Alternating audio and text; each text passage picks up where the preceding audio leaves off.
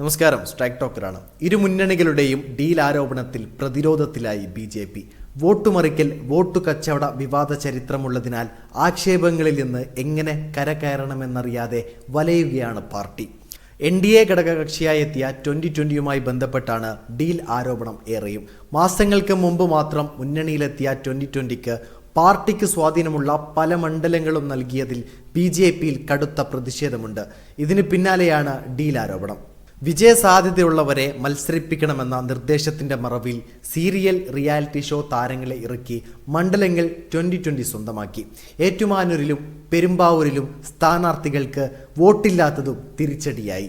പാലക്കാടിന്റെ പേരിൽ തുടങ്ങിയ ഡീൽ ആക്ഷേപം ഇപ്പോൾ മഞ്ചേശ്വരം, കാസർഗോഡ്, റാന്നി, കോന്നി, ആറന്മുള, തൃപ്പൂണിത്തുറ, കൊടുങ്ങല്ലൂർ, ഏറ്റുമാനൂർ മണ്ഡലങ്ങളിലേക്ക് വ്യാപിക്കുകയാണ്.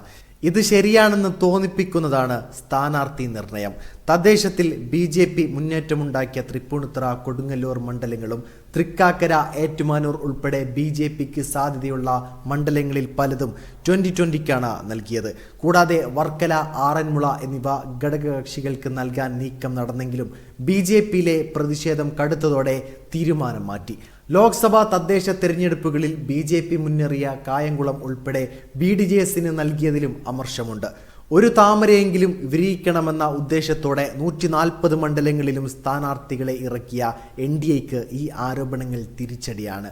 NDAയുടെ വിജയം ഭയന്നാണ് ഡീൽ പ്രചാരണമെന്ന് വാദമുയർത്തി പ്രതിരോധിക്കാനാണ് രാജീവ് ചന്ദ്രശേഖരന്റെ നേതൃത്വത്തിൽ ചെയ്യുന്നത്. ഇതിന്റെ ഫലം കണ്ടറിയണം. വീഡിയോ ഇഷ്ടമായ ലൈക്ക് ചെയ്യുക, നിങ്ങളുടെ അഭിപ്രായം രേഖപ്പെടുത്തുക. കൂടുതൽ വീഡിയോസുകൾക്കായി ഈ ചാനലോട് തന്നെ സബ്സ്ക്രൈബ് ചെയ്യുക. This is strike talker signing off.